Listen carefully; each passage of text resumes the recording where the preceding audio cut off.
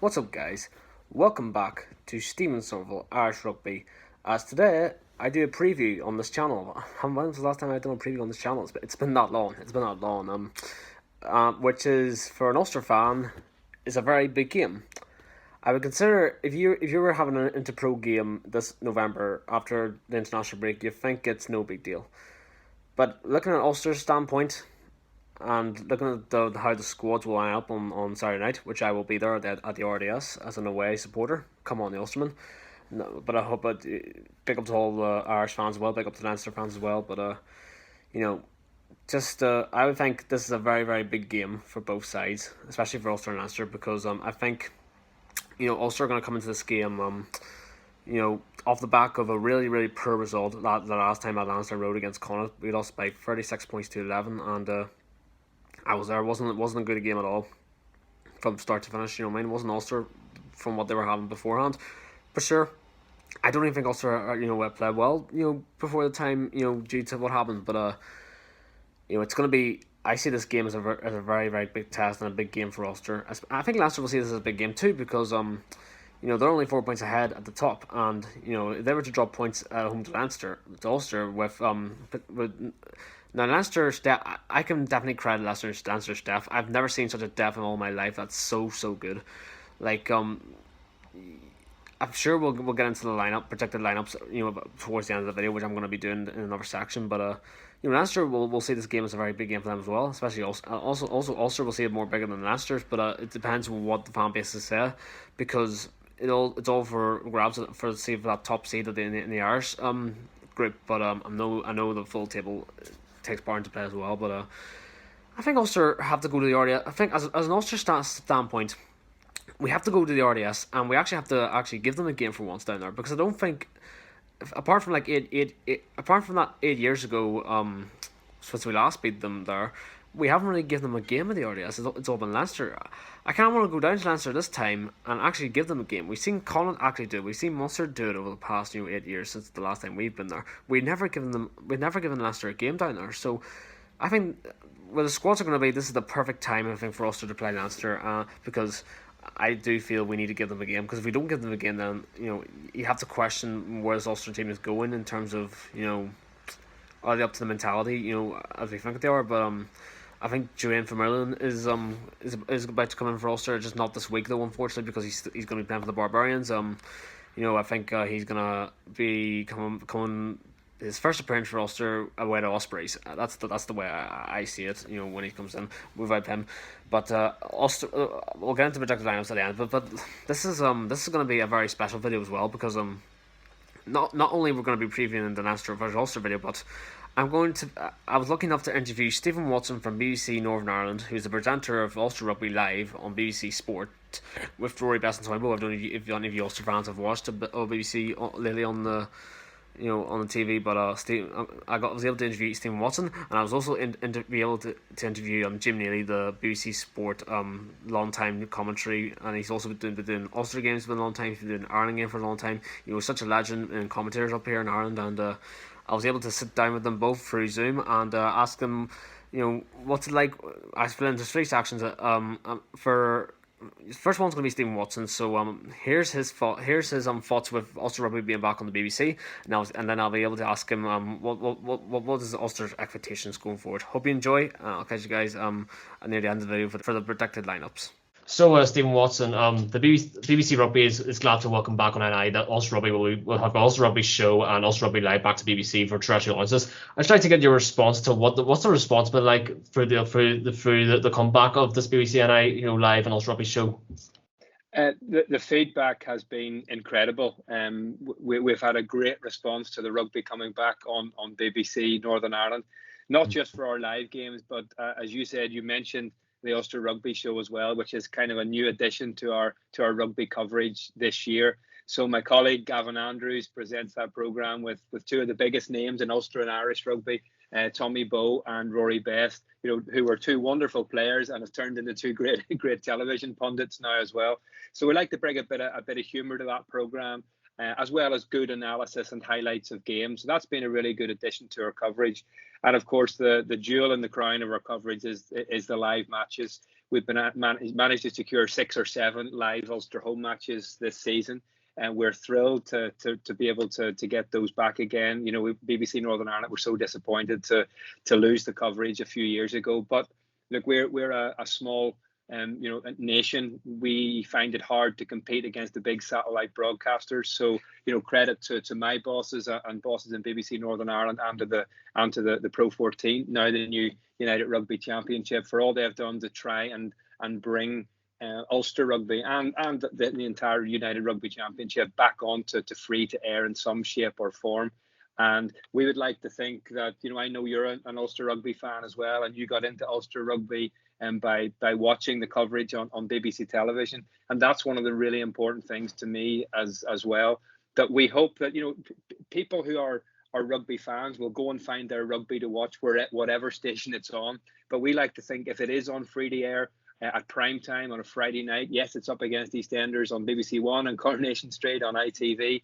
We'd still like to think that we can attract a significant number of people who are perhaps, you know, just have a passing interest in rugby, who will grow an interest in rugby and will watch it on BBC and say, wow, I like the look of that event and I want to go there and watch that as well. So yeah, it's great to have the Ulster Rugby back on BBC. Absolutely, definitely. And also having presenting alongside Tommy Bowe, who's now getting to use presenting with our AM, and Rory Best trying to get into the roles now. It must be great crack with them, the two at the moment in the studio. It must be. Yes, it's good fun. Tommy's a bit of a joker and a prankster, of course, and Rory can be a little bit more serious too, but he's got a good sense of humour as well. So look, having those two guys in the studio has been great for me. Previously, we worked with some fantastic pundits the last time, and we had the Ulster Rugby as well, you know, from Stephen Ferris, Andy Ward, but this time we've got Tommy Bowe and Rory Best, two more recently retired rugby players, and their pedigree is second to none. You know, they're both Grand Slam winners. Rory Best, one of 2 Irish players to win 2 Grand Slams. He knows the inside and, you know, workings of Ulster Rugby.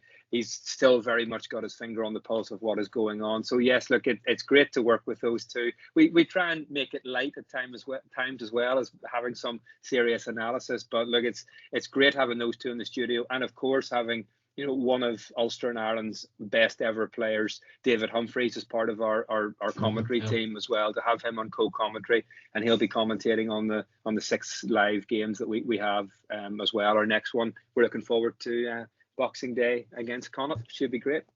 Oh, definitely should be a good one. And also to wrap up on the BBC rugby coverage questions, I'd like to, because we know Ulster, the last game was actually against Connacht, but not at home. It was actually away in the Neville Stadium, and unfortunately I was one of them, you know, attendances to be there on the day. But you know, it didn't go well on the day. We lost by 36 points to 11. But I think overall, up in the coming season going forward for Ulster, how do you make of the chances of Ulster this season? And do you think a bit of silverware will bring you know, something to the province we haven't seen since 2006 at the Celtic League? And our next game is away to RDS, which is a very, very big games coming up. You would say? Yeah, I mean, do I hope they'll win silverware? Yes. Do I think they'll win silverware? Possibly. Not overly confident. But I know they can certainly challenge for it, and that is the main thing at the moment. Because look, for any team in the United Rugby Championship to win any silverware, they're going to have to beat Leinster. As you say, Ulster play in their next game away from home, and Leinster are one of, if not the best side in Europe. So as long as they are there with the strength and depth and quality that they have, then for any side to win silverware is going to be very, very difficult, I think. But look, Ulster have, you know, a very good side this season. They've got a great crop of young players breaking through into the side. But alongside those young players, you need to have good, experienced players. And Ulster do have that. Ian Henderson, obviously, who's been selected today to play for Ireland against the All Blacks at the weekend, is a key member of the team. And look, coming through in the back line, they've got some great centres. They've obviously got James Hume, Stuart Moore, Stuart McCluskey. Nathan Dokes made a great impression coming in at scrum half. Right. It'll be very interesting to see how that battle kind of evolves now that John Cooney's back practice kicking this week. He's going to come back into the mix. And for any team to be successful, you need to have competition for places. And I think that's what Ulster have at the moment. They're also obviously going to have some of their big name players back. Rob Herring obviously has been selected on the bench for Ireland this weekend. He's obviously a key member too. Yep. But to get the likes of Jacob Stockdale back, Robert Balakoon back, obviously 2 Ireland contenders as well, I think will be key to that. And you never know, Ulster may add another foreign signing to join Dwayne Vermeulen, who's arriving after the autumn internationals. We may well see one more addition to the panel before the start of the new year. You never know. So they've certainly got a great squad of players. Very, very good, talented coach, Dan McFarland, who's really made a big impact on Ulster Rugby so far. So fingers crossed they can deliver. But the next game's not going to be easy. Away to Leinster, followed by those European Cup games, and then Connacht at home. We're all looking forward to on Boxing Day. Well said. I'm going to prepare myself. Definitely big games coming up, and I'm sure the response of BBC will end up getting more positive as the season goes on. Thanks very much, Stephen, for taking this interview, and really grateful for doing this piece today on Menus. No problem at all. Thanks a million. Thank you. So there you go. Stephen Watson was lucky enough to give me this interview. I'm very, very, very grateful for it, and big up to him as well for taking part in this video ahead of Leinster versus Ulster and being Ulster Rugby back on the BBC. But this is going to be a very long video. It's going to continue on. It has not stopped in here yet. I was able to get the interview with Jim Neely, former lifetime, present lifetime commentator of BBC and commentating for Ulster games and all the Ireland games. Ask him the same question: what's it like with rugby being back on the BBC, and also get his thoughts on where Ulster will be in the coming weeks and months. So, Jim Neely, Ulster Rugby is back on the BBC, and you're back commentating alongside David Humphreys. I just wanted to know what's it. 30 to 40 years you've been commentating on local radio and TV, especially for Ulster Rugby. I'd like to know that must be a long time, behind the mic, wouldn't you say? Well, I suppose it is a long time for anybody to be in any particular job, but when you do a job like I do and enjoy it as much, then it's very hard to give it up. I've been threatening to give it up for a number of years, but I haven't quite got round to it. And I can remember my very first international match, which was way back in January 1979, and it was Ireland-France at Lansdowne Road in Dublin, and I was very, very nervous because I went straight on to not just Radio Ulster, but BBC Radio 2 in those days. And I was working with a broadcasting legend, and I know the term is overused, called Peter West. And he was the nicest man in the world and made me feel very comfortable. And at the end of the match, we got everything done, and we did reports for Wales and Scotland and World Service. And he said to me, he took his old pipe out and he had a puff at it.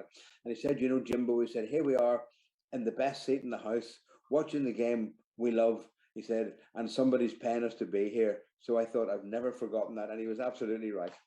And also, I must say, you've lived some great memories, along with Ulster Rugby as well. And, we can count as many memories that have been, there's so many of them. I think to count down, for you, what's been the greatest moment you can think about in terms of Ulster Rugby and maybe Ireland as well?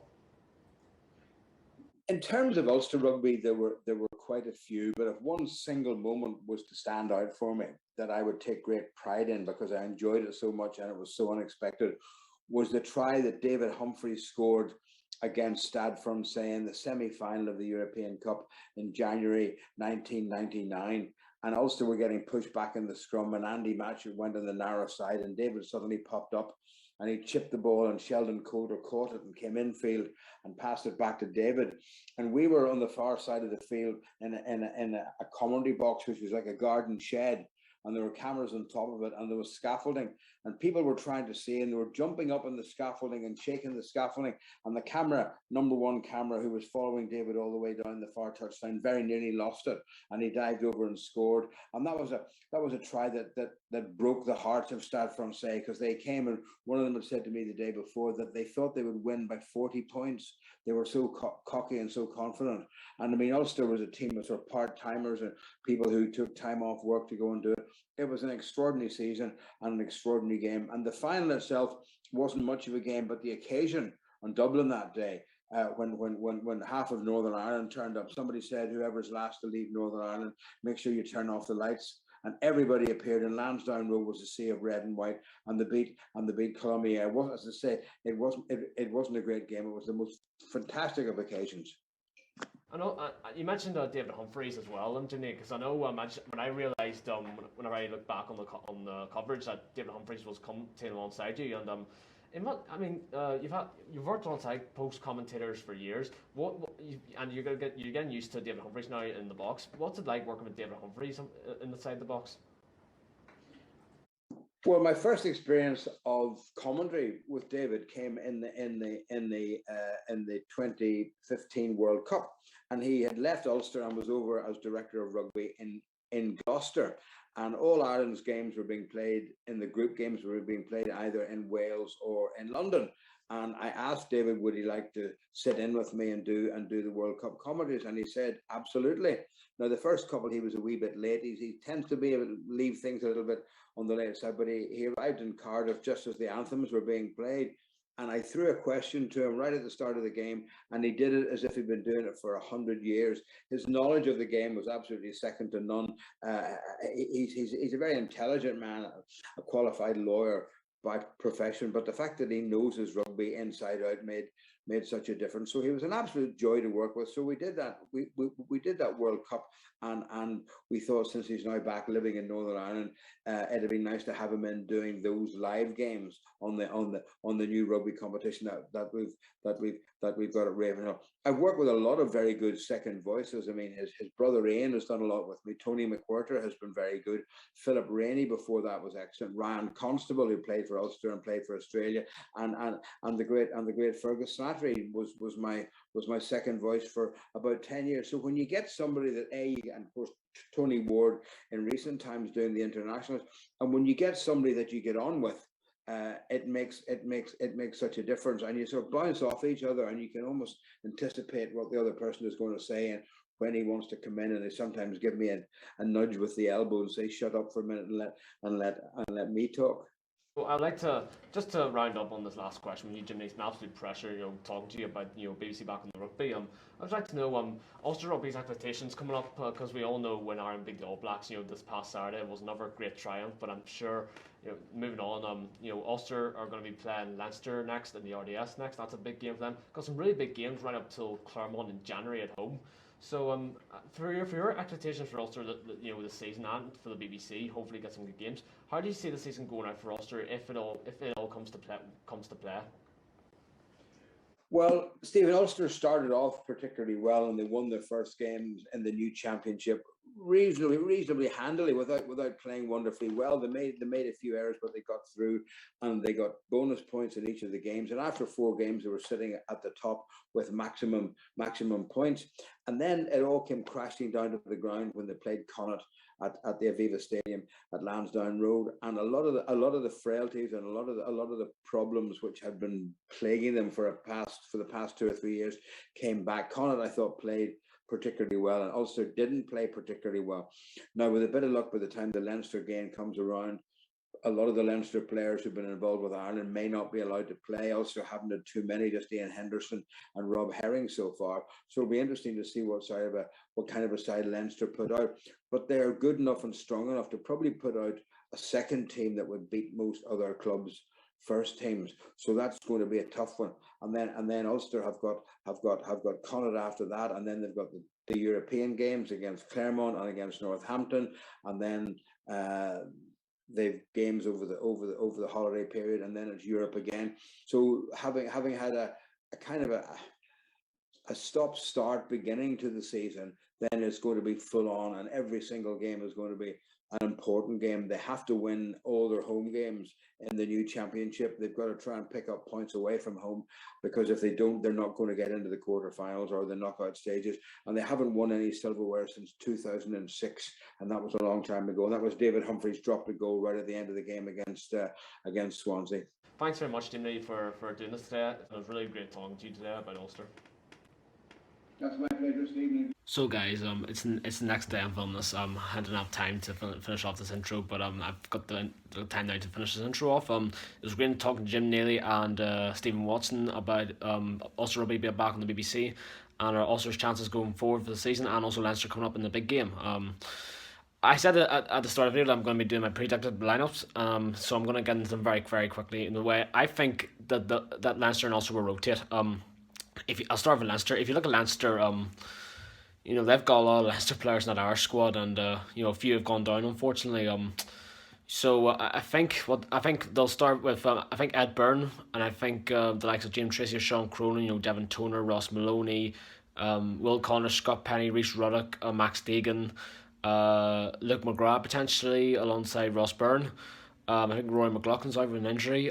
So it's interesting to see who the centres will be. And it wouldn't surprise me Jordan Lorimer was going to be playing this weekend because he hasn't been playing in the Irish squad at all. And I think fullback it might be I forget his name, but his surname is O'Brien. But I think he'll start at fullback. I think Hugh Keenan's not going to be available, and I think Adam Byrne will likely start as well. The bench will decide itself, but that's why when I mention players like that, and that's their that could be a first team. You've seen it. You've seen that team go and do in the past against against of another first team. Like what Jim Neely said. When I interviewed him. So, and when I look at Ulster's team, I think most of their first team players will be playing on Saturday because Ian Henderson, apart from the likes of Ian Henderson, Nick Timoney, and who else was there? There was another one. Oh yeah, Rob Balakoon, and I think they won't be available, but there's only 3 of them gone to the Irish squad, and I see a likely high first team Ulster team playing this weekend, which I believe Rob Herring will come back in with Eric O'Sullivan. I don't know about Marty Moore, but if Marty Moore's not available, it'll be Ross Kane. I think the 4 and 5s will be Alan O'Connor and Kieran Treadwell. 6, 7, and 8. I generally believe if Sean Reedy's fit, then I start him alongside David McCann and Matty Ray.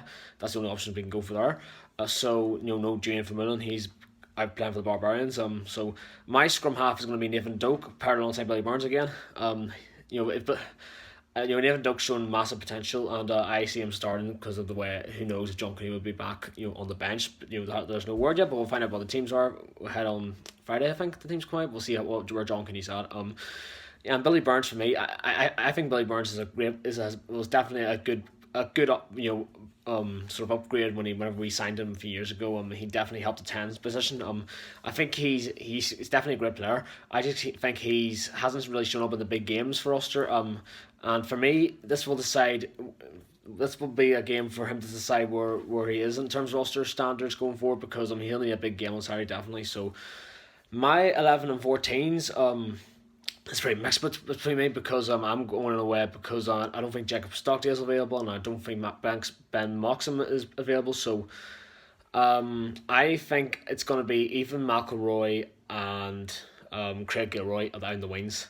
And I generally think Michael Lowry is going to come into the 15 position for a reason, because if Ben Moxham's out, who's been on the bench for a few games, you're going to need someone on the bench who's going to cover all those positions. So I've gone for Rob Little on the bench. I think Rob Little came back for Ulster recently, and I think Rob Little will be on the bench or either starting.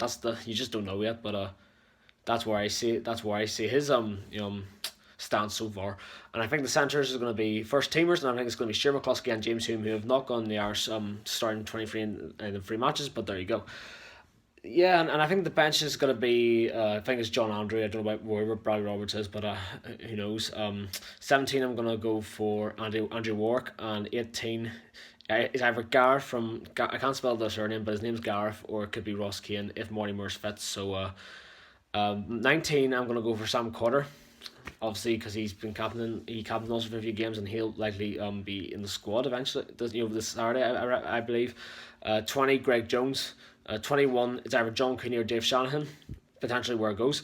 22 I'm going to bring back in Ian Madigan. I generally think if Ben Moxham's out, and you're going to need a fly half in the 22 to cover Billy Burns if he has to come on. But that's why I've gone for Rob Little at 23, just so that there's someone there to cover that position, and that's why I brought in Madigan 22. So that's been my predicted lineup ahead of the game. That's been the video ahead of the Leinster versus Ulster game. Big up again to Jim Neely and Stephen Watson from BBC for taking this interview. Great presenters and great radio commentary as well from both of them on the BBC, and good luck to them in the future for what they're doing with Tommy Bowe and Roy Best, definitely on the programme. So thank you guys for watching. Don't forget to like, comment, subscribe to Stephen Silver Irish Rugby, as the next video you'll see will be me at the RDS after the game to see how it all went. Who knows where it'll be, but as an Ulsterman, I'm just hoping we get a good performance this time and we can actually give it to the Leinster boys down the road. So I'm really looking forward to it. Thank you guys for watching, and I'll catch you guys in the next video.